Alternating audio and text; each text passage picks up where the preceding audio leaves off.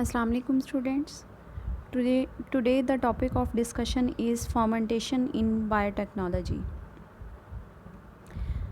Fermentation in biotechnology जो है और fermentation as we discuss already, इन दोनों में क्या difference है?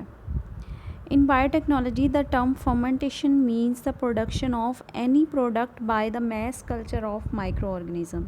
Here the point is mass culture of microorganisms. तो fermentation in biotechnology means mass culture of micro organism. Mass culture of micro organisms को का एक मैस कल्चर बनाना, यानी उसकी प्रोडक्शन इतनी ज़्यादा करना मीडियम के अंदर और उसको फिर इंडस्ट्रियल या हायर लेवल पर उसको यूज़ करना, जिससे बहुत ज़्यादा अमाउंट में प्रोडक्ट बनाई जाए फर्मेंटेशन के प्रोसेस से. That is the fermentation in biotechnology. और फर्मेंटेशन जो पहले पढ़ी थी उसमें भी प्रोडक्ट ही बनती हैं, उसमें भी माइक्रो ऑर्गेनिज़म्स का ही यूज़ होता है, but that is only a process और that is not as on higher level as this one is, कि जिसमें माइक्रो ऑर्गेनिज़म की प्रोडक्शन जो है वो बहुत ज़्यादा हो. Applications of fermentation, let's discuss is it. In fermentation, maximum growth of an organism is obtained for the production of desired products of commercial value. Applications में यही है कि फर्मेंटेशन की हेल्प से आप कौन कौन सी चीज़ें जो हैं वो इंडस्ट्रियल लेवल पर बना सकते हैं. इसमें जो है वो कौन कौन सी प्रोडक्ट्स बनाई जाती हैं. Traditionally only food and beverages products are produced by using fermentation. तो पहले तो जो है वो जो इसको आम तौर पर यूज़ करते थे लोग, वो डिफरेंट टाइप्स के फूड लाइक योगर्ट टाइप और बेवरेजेस, जो ड्रिंक्स होती थी बेवरेजेस, उनको बनाने के लिए यूज़ किया जाता था फर्मेंटेशन को. लेकिन अब now many other products, for example industrial chemicals और आल्सो बीइंग प्रोड्यूस्ड. तो इंडस्ट्रीज़ के अंदर अब ये मामला चला गया है, तो इसमें फिर वो मेडिसन्स बनाते हैं, स्प्रे बनाते हैं, डिफरेंट टाइप्स के जो हैं वो केमिकल्स बनाते हैं, फर्टिलाइज़र्स बनाते हैं, बहुत कुछ इसमें जो है वो फर्मेंटेशन के प्रोसेस से जो है वो बनाया जाता है. फर्मेंटेड फूड्स जो हैं वो बनाए जा रहे हैं फर्मेंटेशन की मदद से. ठीक है, ना सिर्फ डोमेस्टिक लेवल पर बल्कि उसको इंडस्ट्रियल लेवल पर भी फर्मेंटेशन को यूज़ किया जा रहा है एट फूड लेवल.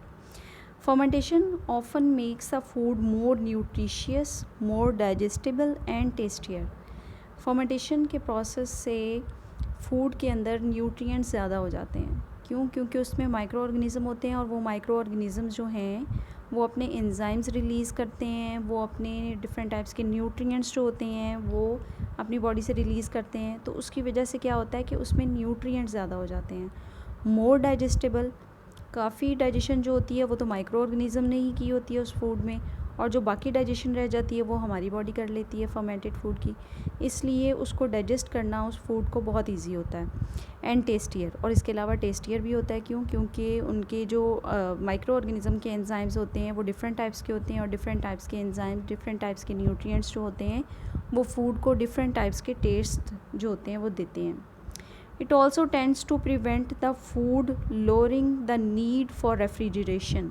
इसके अलावा जो ये फूड होते हैं फर्मेंटेड फूड, इनको जब पैकिंग की जाती है तो साथ में इसके अंदर क्या डाल दिए जाते हैं, प्रिजर्वेटिव्स डाल दिए जाते हैं और उसको सील कर दिया जाता है. उन प्रिजर्वेटिव्स की मदद से और सील होने की वजह से माइक्रो ऑर्गेनिज़म की ग्रोथ जो होती है फर्दर वो रुक जाती है. तो फिर वो ख़राब नहीं होते और ना ही उनको रेफ्रिजरेटर की ज़रूरत पड़ती है कि उनको रेफ्रिजरेशन करनी है आपने. The following groups are included. अब यहाँ पर जो है वो next we are going to discuss different groups, जिनके अंदर डिफरेंट ग्रुप्स जो हैं उनके अंदर फर्मेंटेशन का प्रोसेस होता है. जैसे कि first one is serial products. Serial products जो होती हैं, bread is the commonest type of fermented serial product. ज़्यादातर आम रूटीन में जो होती है वो ब्रेड को यूज़ किया जाता है, और ब्रेड जो होती है ये भी फर्मेंटेशन के प्रोसेस से ही बनती है.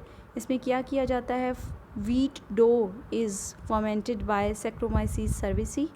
S stands for Saccharomyces. Saccharomyces cerevisiae is a fungus and along with some lactic acid bacteria, और कुछ ऐसे बैक्टीरिया भी वीट के अंदर डाल दिए जाते हैं जो कि लैक्टिक एसिड प्रोड्यूस कर सकते हैं। तो ये दोनों बैक्टीरिया और फंजाई जो होते हैं ये आपस में मिलके क्या करते हैं, इस वीट डो को फर्मेंट करते हैं, जिसकी वजह से जो है वो ब्रेड प्रोड्यूस होती है। नेक्स्ट इसमें जो है that is the dairy products. Dairy products जो होती हैं वो रूटीन में डोमेस्टिक लेवल पे भी बनाई जाती हैं और इंडस्ट्रियल लेवल में भी अब इसको बहुत ज़्यादा बनाया जाता है। Cheese and yogurt are important fermentation products.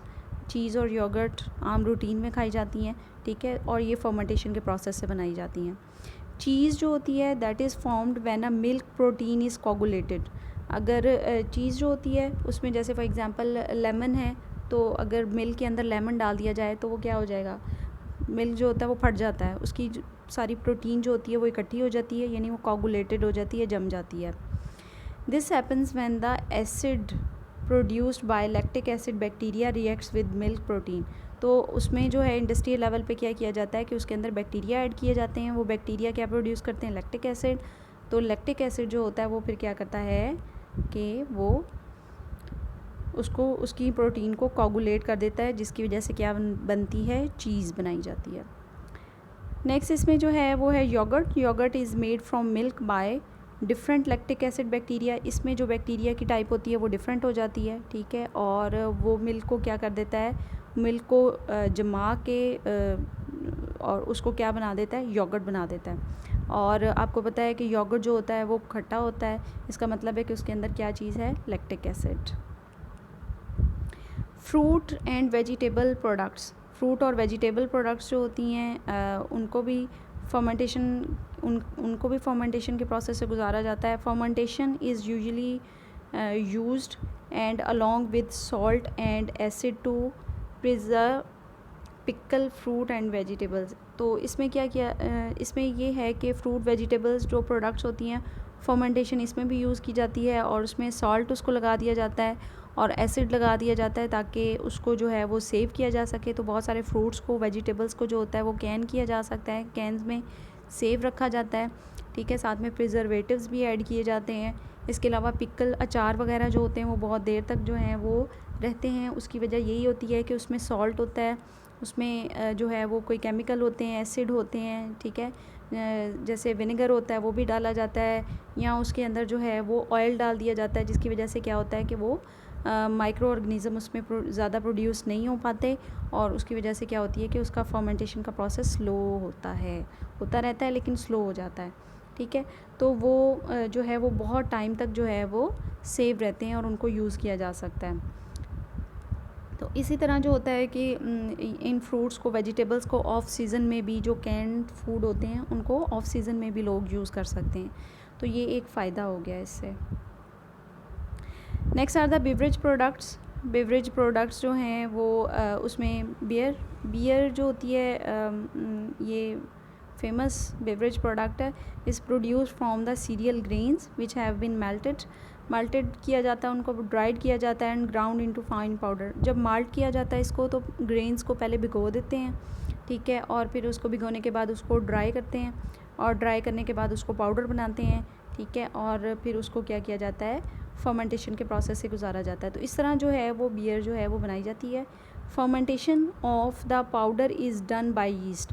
और फिर उसको जब उस फर्मेंटेशन के प्रोसेस से गुजारा जाता है तो उसके अंदर फिर पाउडर के अंदर क्या डाला जाता है, यीस्ट ऐड किया जाता है, जिसकी वजह से क्या होता है कि वो यीस्ट क्या करता है, उसको with the passage of time ऐसा ऐसा उसको फर्मेंट करता रहता है, और फिर उससे क्या हो जाता है, प्रोड्यूस होती है beer. This process breaks the glucose present in the powder into pyruvic acid and then into ethanol. तो उसमें क्या होता है कि ज़ाहिर बात है ग्रेन है तो ग्लूकोज होगी, उसमें ग्लूकोज जो है उसको ये यीस्ट यूज़ करेगा और उसको फर्मेंट करता रहेगा, उसको ग्लूकोज को ब्रेक करेगा, यानी 6 कार्बन ब्रेक होके पायरुविक एसिड 3 कार्बन में कन्वर्ट हो जाएंगे, और फिर वो क्या बना देगा, उसके बाद जो है फर्दर एक और कंपाउंड में कन्वर्ट कर देगा, दैट इज़ एथनॉल। और एथनॉल जो है वो अल्कोहल होता है।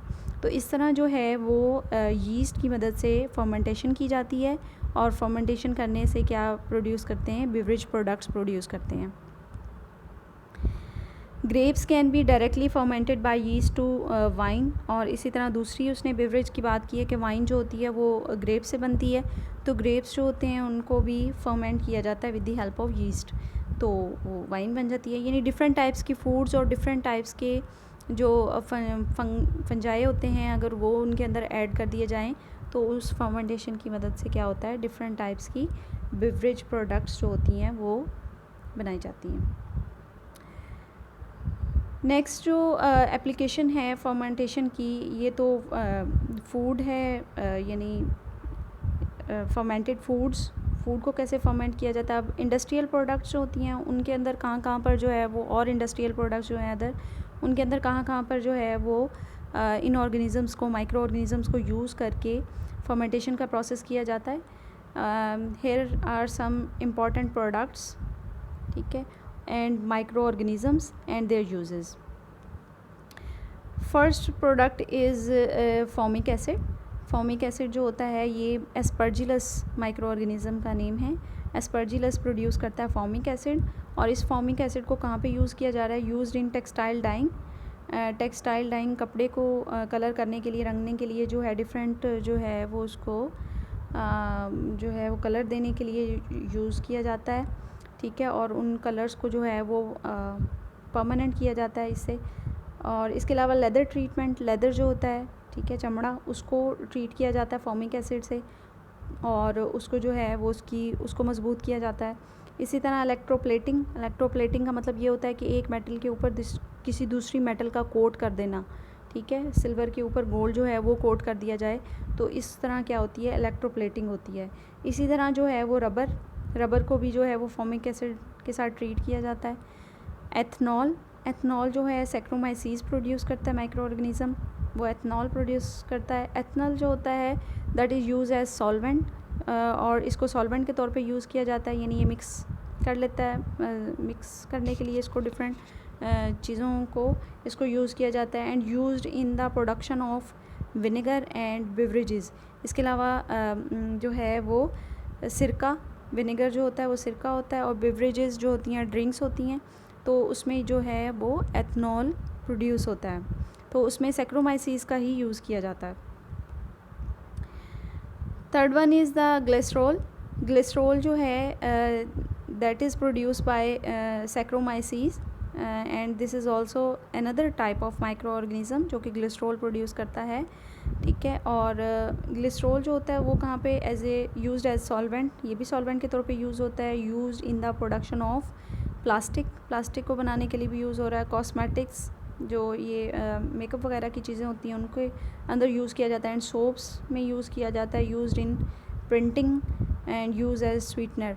और फूड के अंदर जो होता है वो प्रिजर्वेटिव वगैरह डाले जाते हैं, तो साथ में स्वीटनर भी ऐड किए जाते हैं स्वीट टेस्ट के लिए, तो उसके अंदर भी ये ग्लिसरॉल जो है ये बनाया जाता है, ठीक है, सैक्रोमाइसीस की मदद से। तो इसका जो है वो यूज़ इन सारी जगहों पे उसने बताया है।